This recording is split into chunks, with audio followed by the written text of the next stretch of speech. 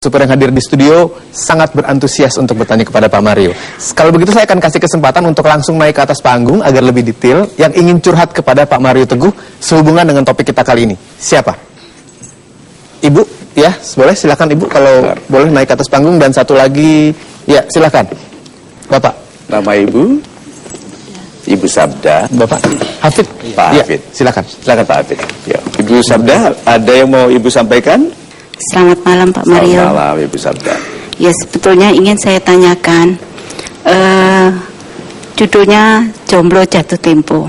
Saya ini termasuk jomblo jatuh tempo. Dulu saya pernah menikah.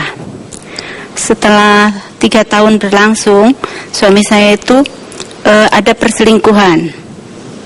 Iya. Setelah itu keluarga memutuskan tidak enak untuk disakitin. Lebih baik kamu ngambil keputusan. Nah, keputusannya ya saya tidak kuat untuk disakitin. Saya minta diceraikan. Setelah saya berharapnya sampai 3 tahun kemudian saya ingin dia kembali, karena saya ingin seseorang yang jahat itu tidak mungkin akan jahat terus. Pasti ada taubatnya gitu. Saya mengharap dia kembali. Ternyata saya tunggu setahun 2 tahun tidak untuk kembali ke saya. Terus ada putra atau putri? Ada 1 orang. Laki-laki? Perempuan. Nah, itu yang saya harapkan dia kembali, karena nantinya akan menjadi wali dari anak saya.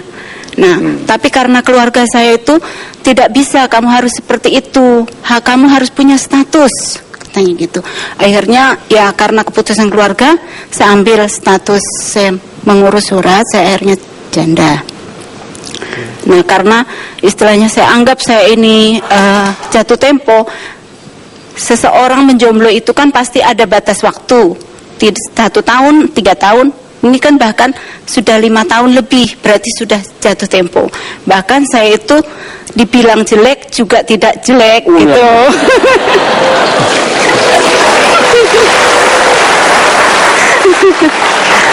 Setuju. Ya. Terus saya istilahnya dibilang kuper juga tidak. Saya ikut di jejaring Facebook, terus di promosi diri gitu loh. Itu kan perlu, Pak. Ya.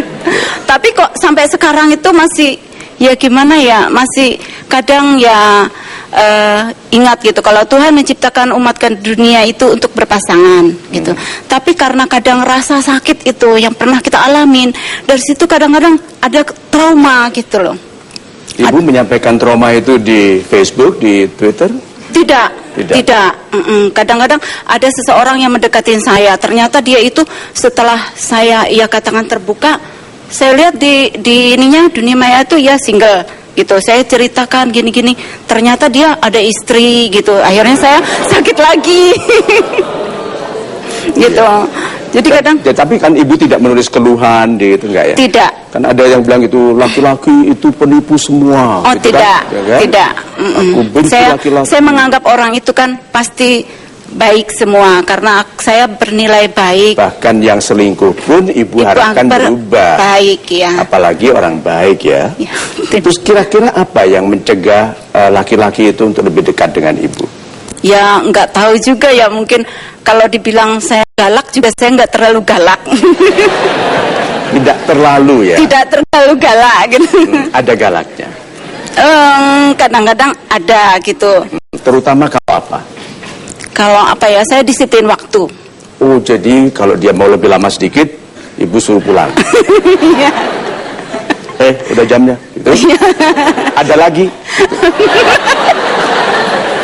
Iya. Gitu ya? Enggak juga sih.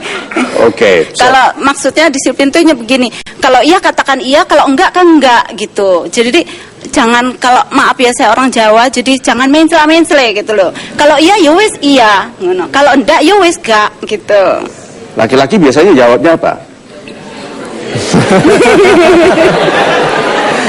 Sudah kelihatan bahwa yang harus tegas wanita, tidak mau tegas pun dia tegas jadinya, karena meminta. Lebih baik praktis tuh daripada berlama-lama tidak jelas. Ya kalau misalnya dia mau dengan saya, inilah kehidupan saya punya anak, kamu harus terima apa adanya. Jelek buruknya saya, kamu harus terima. Gitu. Jadi terimalah aku apa adanya. Iya. Super sekali. Nah, kalau gitu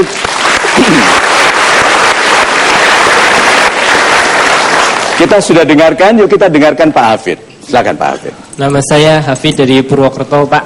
Saya menjomblo udah 4 tahun lebih, Pak. Semenjak saya ditinggal sama mantan pacar saya. Dulu saya sempat pacaran terakhir 2009, semenjak saya lulus SMA. Mantan pacar saya dapat beasiswa ke Jepang. Kuliah di sana. Super sekali. Sedangkan saya kan nggak kuliah ya, Pak. Nah, saya merantau ke Jakarta.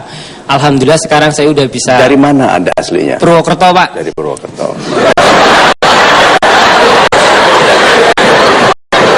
Kalau merantau itu naik bis berapa jam sih? Berapa jam ke Jakarta? 9 jam, Pak. Oh ya, sudah merantau.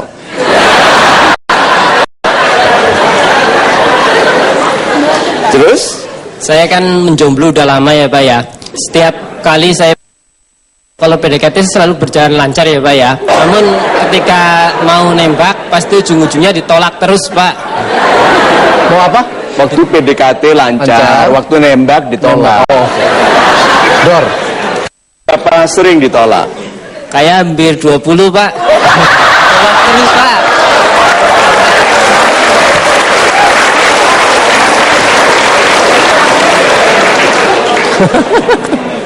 Itu pistol saja isinya 12, Pak. Habis. Jadi ini sampai ganti lagi. Oke. So kira-kira Pak, kok wanita-wanita itu rajin menolak, kenapa? Karena setiap saya mau nembak, saya cerita tentang mantan saya. Saya pengen punya pacar seperti mantan saya, Pak. Wanita suka dibanding-bandingkan. Apalagi Pak Hafid mengatakan aku ingin wanita yang seperti dapat beasiswa ke Tokyo dulu. Terus apa jawaban mereka? Jawaban ini ya gitu, Pak, pada nggak mau, takut ntar dibanding-bandingin, Pak. Berarti sudah 20 kali Anda menggunakan cara yang sama. Iya, Pak, tolak terus.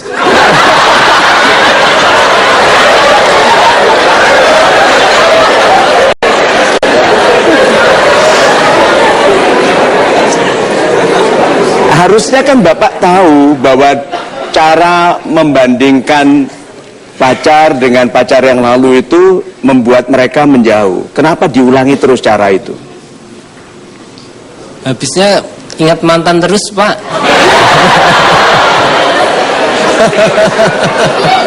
Walah. Nah, jadi karena ingat yang lalu, jadi sekali yang bertemu yang baru diingatkan bahwa Pak Hafid mau yang seperti itu. Iya, Pak.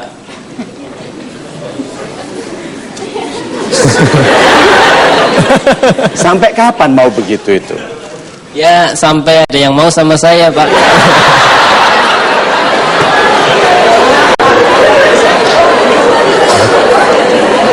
Kenapa saya jadi lemes ya? Pak Hafid, nggak boleh Pak, wanita itu nggak suka dibandingkan Pak. Bapak nyebut aja wanita lain, bahkan kalau lebih jelek gitu Pak, wanita bilang, dia itu lebih jelek dari kamu, dia tahu ada yang lebih cantik dari dia loh Pak. Wanita itu ingin dia satu-satunya. Jadi kalau Anda mau memuji wanita sebagai yang paling cantik, bagaimana Anda memujinya? Memujinya ya dari fisiknya, Pak.